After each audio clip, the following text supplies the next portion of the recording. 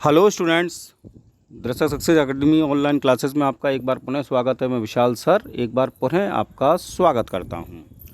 जैसा कि मैं आपको इंडियन राइटिंग इन इंग्लिश से कनेक्टेड वीडियोस दे रहा हूं और इसी क्रम में मैंने कल आपको बंकिम दास से कनेक्टेड वीडियोस दिया था और मैंने कहा था कि जो मोस्ट इम्पॉर्टेंट और मोस्ट फेमस राइटर हैं जिनकी लाइफ के बारे में, जिनके अवार्ड्स के बारे में क्वेश्चन पूछे जाते हैं वो मैं आपको बता चुका हूं। लेकिन कुछ राइटर्स ऐसे भी हैं जो कोई फेमस हैं लेकिन उसके बावजूद भी उनकी लाइफ के बारे में, उनके अवार्ड्स के बारे में क्वेश्चन ना पूछ के उनको वर्क्स के बारे में क्वेश्चन पूछे जाते हैं। जैसे किसी एक बुक का नाम दे दिया जाता है और पूछ लिया जाता है कि इस बुक के ऑथर कौन हैं। तो आज मैं इसी को लेकर एक आपके लिए राइटर लेके आया हूँ और नाम है इनका काशी प्रसाद घोष। अब आप कहेंगे सर ये कहाँ से ढूंढ के ले आए आप? काशी प्रसाद घोष की अगर मैं बात करूं तो शायद आपको जानकर आश्चर्य होगा कि अगर हम लोग इंडियन राइटिंग इन इंग्लिश की बात करें तो पहले ऑथराइज्ड राइटर जो हैं वो काशी प्रसाद घोष कहे गए हैं, जिन्होंने रेगुलर वॉल्यूम्स दिए हैं एज एन इंडियन और राइटिंग इन इंग्लिश। तो काशी प्रसाद घोष जी जो हैं बहुत इम्पॉर्टेंट हमारे राइटर हैं। कई बार इनसे कनेक्टेड क्वेश्चन पूछे गए हैं और पीजीटी और टीजीटी तो आप छोड़िए, यूजीसी नेट में इनसे कनेक्टेड कई बार क्वेश्चन पूछे गए हैं। तो देखिए इनका लाइफ स्पान 1809 और 1873, यानी कि 1809 में इनका जन्म होता है, 1873 में इनकी डेथ होती है। तो हम लोग मेजर वर्क्स की बात करेंगे पहले तो देखिए पहला इनका मेजर वर्क है द शायर एंड अदर पोएम्स।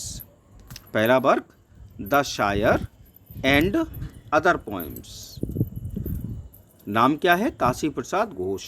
दूसरा वर्क है इनका दशहरा, काशी प्रसाद घोष।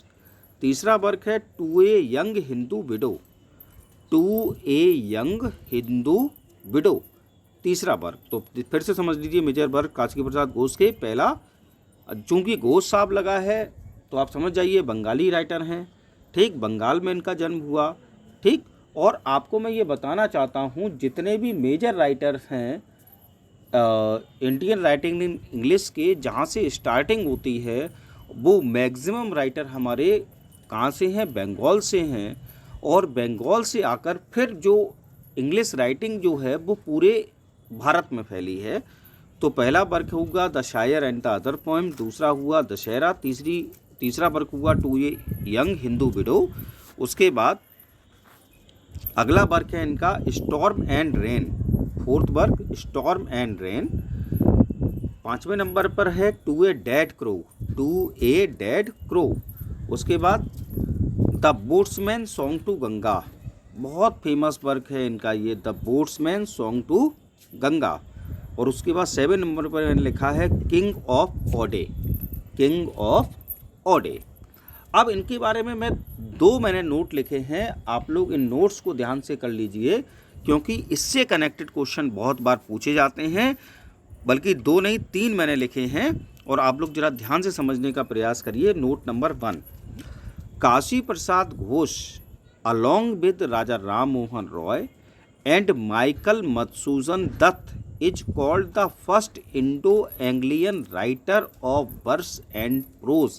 अपने आप में ये बहुत बड़ा सवाल है कि which Indian writer is known as the first Indo-Anglian writer of verse and prose। और इन आप लोग ध्यान रखिएगा, काशी प्रसाद घोष, राजा राम मोहन रॉय और माइकल मधुसूदन दत्त, ये 3 लेखक ऐसे हैं जिनको Indo Anglian writer of verse and prose कहा जाता है। फर्स्ट, पहले Indo Anglian writer of verse and prose. मैंने आपको बताया था इंडो एंग्लियन का मतलब, मैंने एक वीडियो दिया था उसमें इंडो एंग्लियन का मतलब होता है कि जब कोई भारतीय अंग्रेजी में राइटिंग करता है, अंग्रेजी भाषा में राइटिंग करता है और वो राइटिंग जो है वो भारतीय लोगों के ऊपर, भारतीय पृष्ठभूमि को लेकर, भारतीय समस्याओं के ऊपर करता है, तो उसको इंडो एंग्लियन के अंतर्गत रखा जाता है। तो काशी प्रसाद घोष, राजा राम मोहन रॉय, माइकल मधुसूदन दत्त, ये तीनों हमारे राइटर जो हैं वो first Indo Anglian writer of verse and prose कहलाते हैं। दूसरा देखिएगा आप, he was the first Indian to publish a regular volume of English verse. अगर हम काशी प्रसाद घोष जी की बात करें तो ये पहले ऐसे भारतीय लेखक हैं जिन्होंने कि अंग्रेजी भाषा में एक रेगुलर वॉल्यूम दिया है इंग्लिश वर्स का। यानी कि Kashi Prasad Ghosh was the first Indian to publish a regular volume of English verse. Third मैंने जो आपको दिया वो और इंटरेस्टिंग है आपके लिए। घोष रोट एन ऐसे under the title criticism of Mill's British India.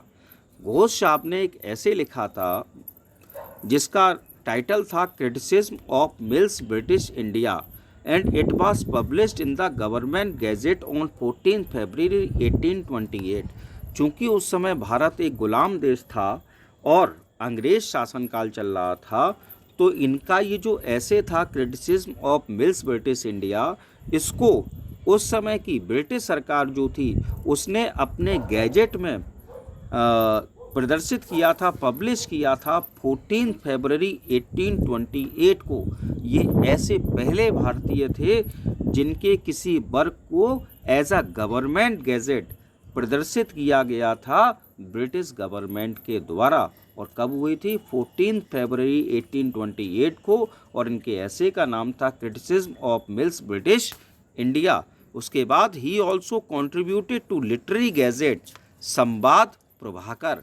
और इतना ही नहीं, उसके बाद जो बंगाल की जो सरकार थी जो कि ब्रिटिश शासनकाल के अंतर्गत आती थी, उनका एक साहित्यिक गैजेट छपता था जिसका नाम था संवाद प्रभाकर।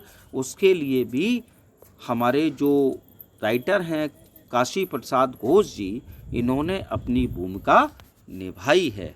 तो इसलिए राइटर आपने शायद पहली बार इनको सुना होगा, मेरे कई जो स्टूडेंट ऐसे होंगे, लेकिन मैं आपको बताना चाहता हूँ बहुत इम्पोर्टेंट राइटर हैं। कई बार ये क्वेश्चन पूछा जाता है इनसे कनेक्टेड, इनके वर्क से कनेक्टेड, तो इसलिए मैंने आपको ये वीडियो दिया। आई होप आपको मेरा वीडियो पसंद आया होगा। यदि आपको मेरा वीडियो पसंद आया हो तो प्लीज़ लाइक, कमेंट और शेयर अवश्य करें। और यदि अब तक आपने मेरा चैनल सब्सक्राइब नहीं किया है तो please subscribe my channel. Thanks for watching. Good night, sweet dreams, stay home, stay safe.